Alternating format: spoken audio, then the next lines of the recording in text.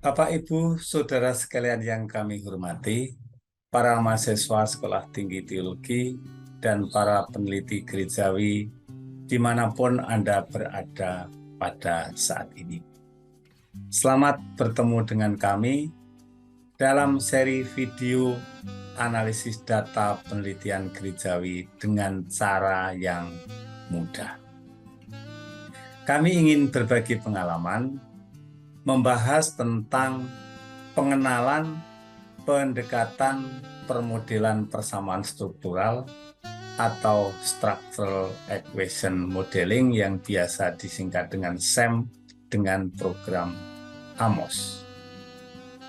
Topik ini sengaja kami sendirikan dan kami sampaikan pada awal pembahasan karena pembahasan yang terkait dengan analisis data penelitian menggunakan SEM dengan program AMOS membutuhkan pemahaman tentang materi. Kali ini kami akan berbagi pengalaman dengan membahas pengenalan model persamaan struktural atau Structural Equation Modeling atau sering disingkat dengan SEM dengan topik membaca arti dari gambar pada analisis regresi dan analisis faktor. Ketika kita menganalisis data penelitian menggunakan SEM dengan program AMOS, kita dapat membaca hasil perhitungan pengaruh satu variabel terhadap variabel lainnya dalam sebuah model secara visual.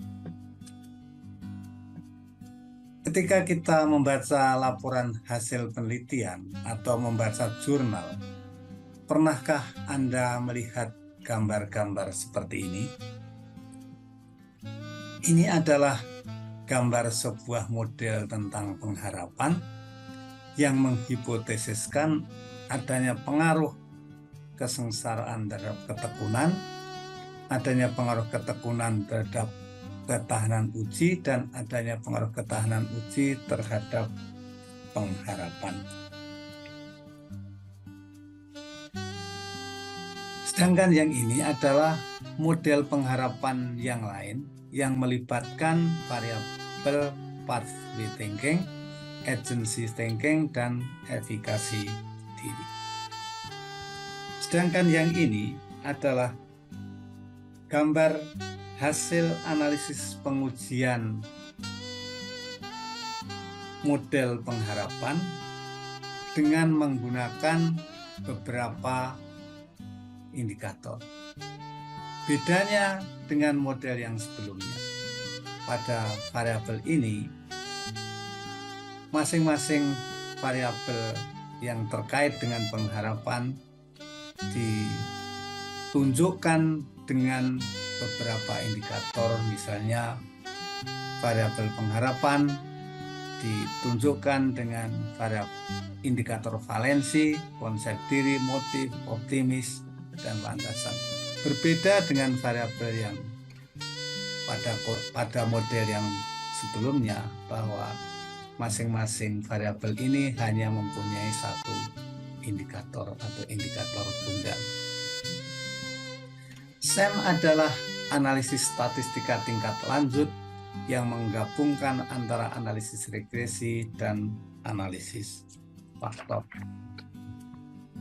Analisis regresi adalah bagian dari analisis statistika yang menguji hipotesis pengaruh variabel X terhadap variabel Y. Kata kuncinya adalah pengaruh.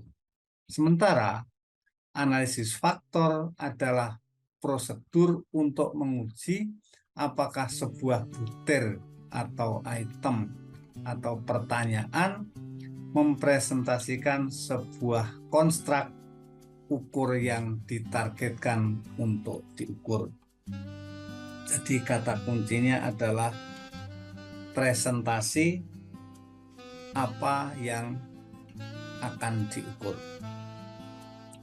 Kesimpulannya, SEM terdiri dari analisis regresi yang menguji tentang prediksi dan analisis faktor yang menguji ketepatan elemen-elemen indikator suatu variabel.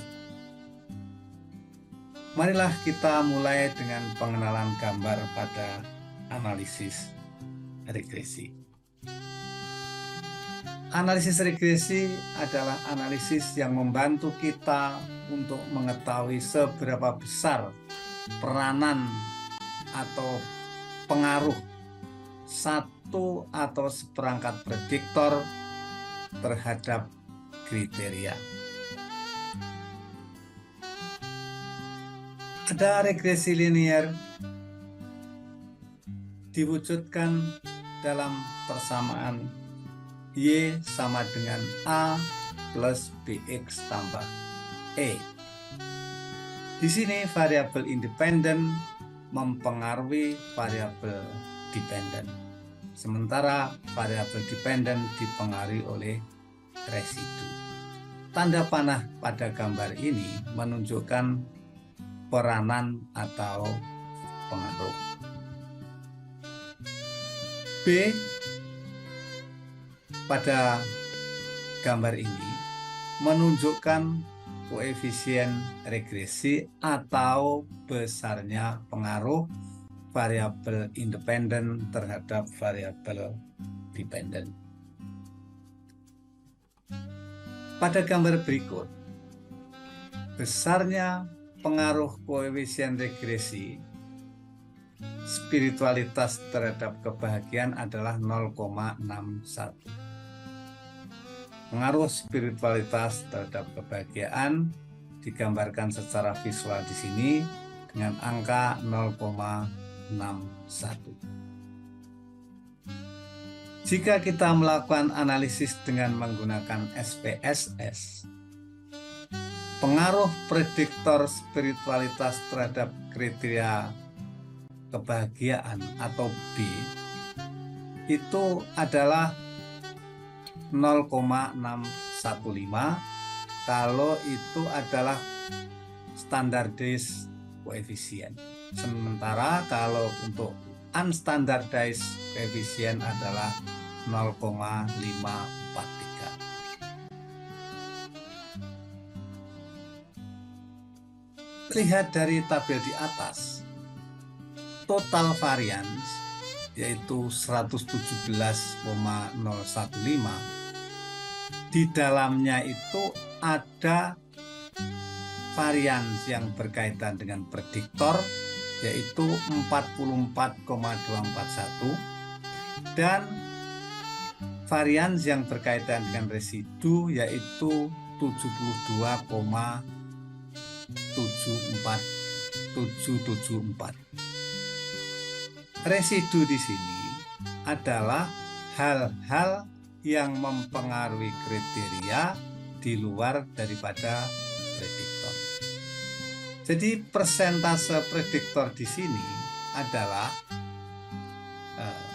44,241 dibagi dengan 117,615 dikalikan 100% adalah 32,8%.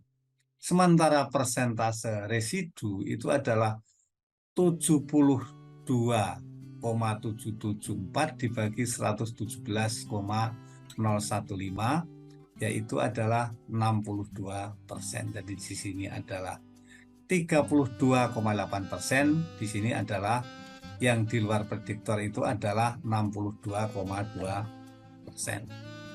Berdasarkan tabel dari model summary ini, terlihat bahwa R-nya adalah 0,615. Dan apabila R ini dikuadratkan, hasilnya adalah 0,378. Seperti sudah kita ketahui di dalam analisis regresi, bahwa R kuadrat dalam hal ini adalah 0,378, ini adalah besarnya sumbangan efektif atau pengaruh prediktor terhadap kriteria. Jadi di sini masih ada pengaruh lain pada kriteria di luar daripada prediktor itu, yaitu sebesar 100% dikurangi 37,8%, yaitu 62,8% yang disebut dengan residu. Dalam hal ini, pada kriteria proporsi dari prediktornya adalah 37,8%, sementara proporsi dari residunya adalah 62,8%. Porsi daripada prediktor ditambah dengan residu adalah 100%. Semakin besar porsi daripada prediktor, semakin sedikit hal-hal asing yang mempengaruhi kriteria di luar prediktor. Artinya, semakin besar porsi dari prediktor, itu prediksi daripada regresi semakin efektif. Pada contoh tersebut, porsi dari prediktor adalah 37,8%, sementara porsi daripada residunya 62,8%. Artinya porsi dari prediktornya lebih kecil dibandingkan daripada residunya, sehingga dapat dikatakan prediksi tersebut kurang efektif. Apabila prediktornya lebih daripada 1, seperti yang terlihat pada gambar ini, maka antara prediktor ini dihubungkan dengan anak panah dengan 2 ujung yang menunjukkan adanya korelasi antara keduanya. Pada gambar ini, kebermaknaan hidup diprediksi dengan spiritualitas dan religiositas, dan kemudian mempengaruhi terhadap kebahagiaan. Pada gambar ini ada 2 prediktor, yaitu spiritualitas dan religiositas, sehingga keduanya dihubungkan dengan anak panah dengan 2 ujung. Pada gambar model ini, residu diberikan kepada kebermaknaan hidup karena di dalamnya ada pengaruh asing di luar spiritualitas dan religiositas yang disebut dengan E1. Di sini, residu juga diberikan kepada kebahagiaan karena di dalamnya ada pengaruh asing di luar prediktor spiritualitas, religiositas, dan kebermaknaan hidup yang digambarkan dengan E2. Sementara spiritualitas dan religiositas tidak diberikan residu karena spiritualitas dan religiositas bukan variabel yang mendapat pengaruh seperti ini. Pada dasarnya, sebuah variabel yang mendapatkan pengaruh, di dalamnya ada variabel asing yang memberikan sumbangan kepada variabel tersebut, sehingga pengaruh itu terbagi menjadi dua, yaitu pengaruh yang berasal dari prediktor dan pengaruh yang berasal dari error. Variabel yang mempengaruhi tidak memiliki error karena merupakan variabel yang tidak mendapatkan pengaruh. Seperti halnya spiritualitas dan religiositas. Ini tidak memiliki error karena ini merupakan variabel yang tidak mendapatkan pengaruh. Sementara kalau variabel kebermaknaan ini adalah variabel yang mendapatkan pengaruh dari spiritualitas dan religiositas, sehingga di dalamnya ada variabel asing di luar spiritualitas dan religiositas yang digambarkan dengan E1. Sedangkan kepada kebahagiaan ini yang dipengaruhi oleh spiritualitas, kebermanaan, dan religiositas, di dalamnya ada variabel asing di luar spiritualitas, kebermanaan, dan religiositas yang digambarkan dengan E2. Pada model ini, variabel yang mendapatkan pengaruh yaitu ketekunan, mendapat pengaruh dari kesengsaraan, sehingga pada ketekunan ini ada variabel asing di luar ketekunan, yaitu digambarkan dengan Z1. Sementara ketahanan uji ini mendapatkan pengaruh dari ketekunan dan kesengsaraan, sehingga di dalam ketahanan uji ini ada variabel asing yang digambarkan dengan Z2. Kemudian pada pengharapan yang dipengaruhi oleh ketekunan dan ketahanan uji, di dalamnya ada variabel asing di luar ketekunan dan ketahanan uji yang digambarkan dengan Z3. Mari kita lanjutkan dengan pengenalan gambar dari analisis faktor. Menurut teori skor, dikatakan bahwa dalam skor tampak itu ada skor murni dan error daripada pengukuran. X sama dengan T ditambah E.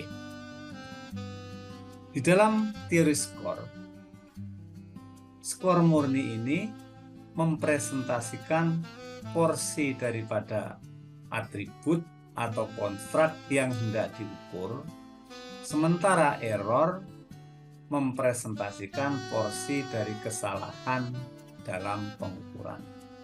Semakin banyak porsi skor murni di dalam skor tampak, berarti kesalahan pengukuran itu menjadi semakin kecil.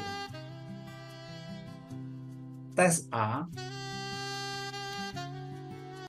skor murninya porsinya lebih besar dibandingkan tes B. Berarti pengukuran dari tes A ini lebih baik dibandingkan daripada tes B. Skor tampak adalah skor yang muncul secara empirik karena langsung dilaporkan dari hasil pengukuran. Sementara skor murni dan error itu adalah merupakan variabel laten, sehingga tidak secara langsung dapat diketahui.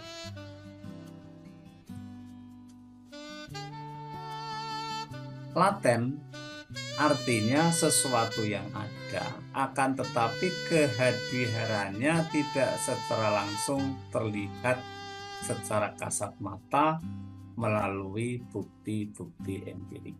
Oleh karena itu, agar dapat diukur variabel laten, harus dioperasionalkan lebih dahulu.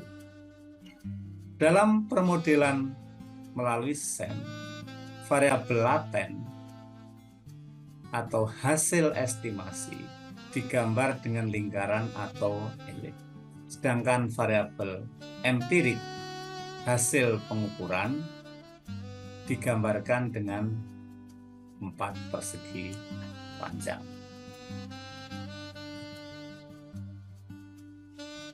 Menurut teori skor murni klasik,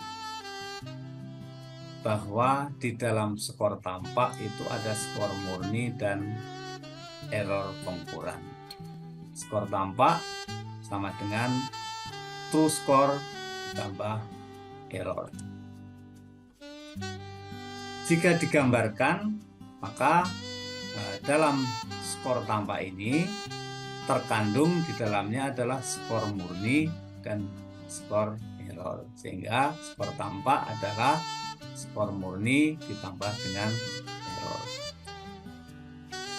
Pada gambar ini, konstruk inteligensi dimanifestasikan dengan beberapa indikator, antara lain ingatan, penalaran, dan sebagainya.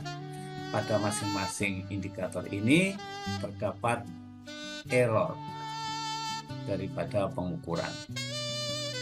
Pada gambar ini, anak-anak panah menunjukkan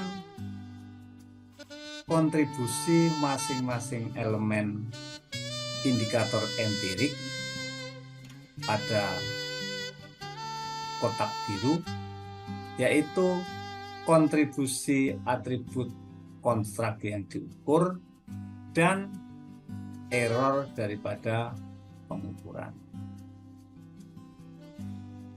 Sudah kita pelajari sebelumnya bahwa tanda-tanda panah dari atribut konstruk merupakan loading faktor atau bobot daripada faktor. Loading faktor adalah korelasi antara konstruk laten dengan indikator.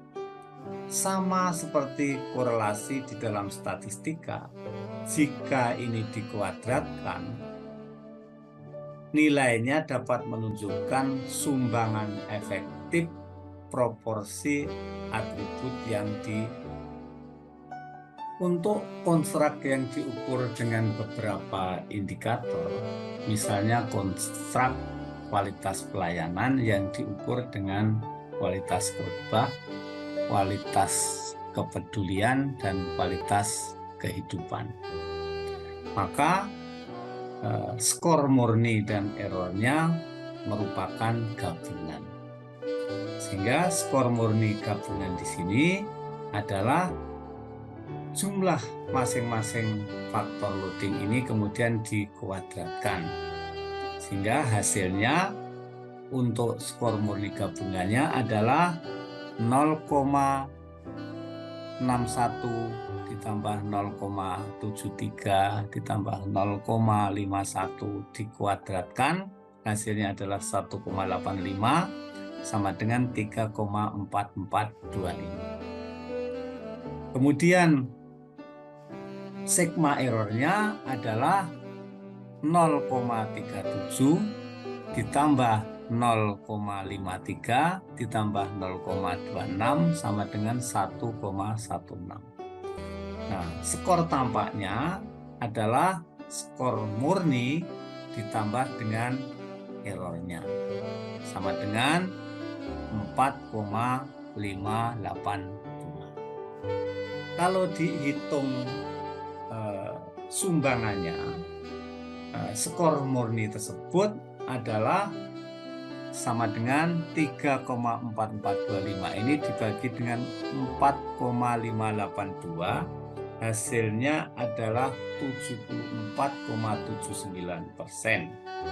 Sedangkan untuk errornya adalah 1,16 ini dibagi dengan jumlahnya, yaitu 4,582 dikalikan 100%, hasilnya adalah 25,20%. Nah, faktor loading adalah korelasi antara konstruk laten dengan indikator seperti korelasi di dalam statistika yang jika dikuadratkan menunjukkan nilai proporsi daripada prediktor di luar residu. Pada gambar ini, maka R kuadratnya hasilnya adalah sama dengan 3,4425. Kemudian residunya adalah 1,16. Nah, kalau kita hitung R kuadratnya ini itu sama dengan yang disebut komposit reliabilitas.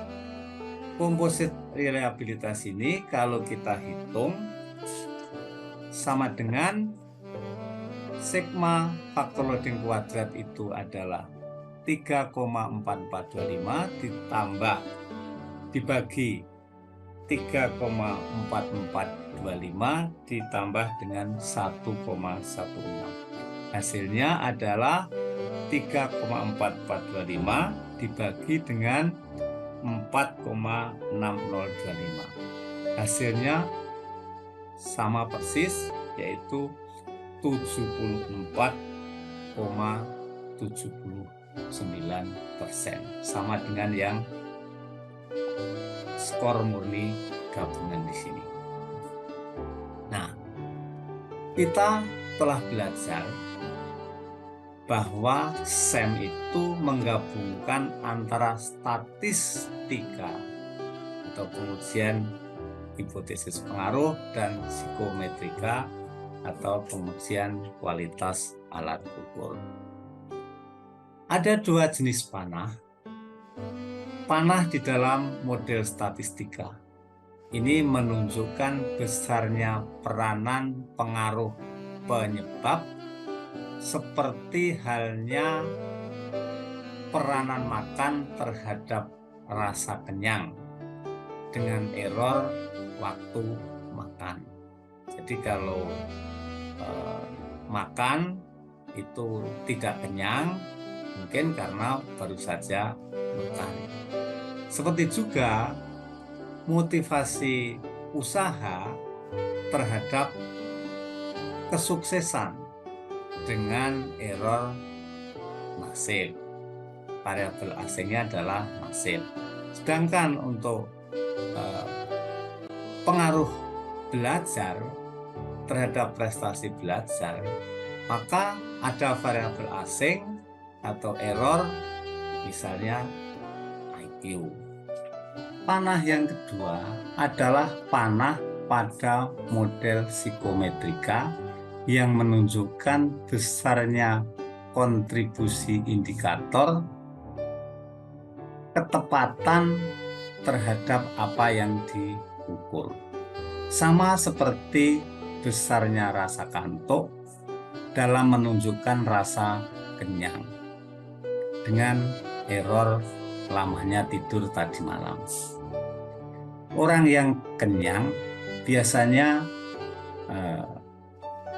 merasa kantuk.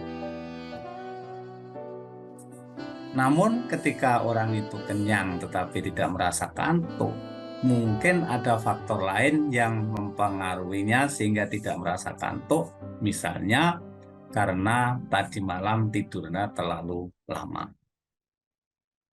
Kemudian contoh yang kedua adalah besarnya kekayaan pengusaha dalam menunjukkan kesuksesan berusaha dengan error warisan. Kekayaan yang dimiliki oleh pengusaha tersebut kemungkinan tidak semata-mata karena keberhasilan usahanya, tetapi bisa juga dipengaruhi oleh warisan dari orang tua. Contoh yang ketiga adalah nilai mahasiswa dalam menunjukkan prestasi belajar. Nah, Nah, nilai mahasiswa ini bisa jadi tidak bisa menggambarkan prestasi belajar ketika di dalam ujian mahasiswa tersebut melakukan kecurangan.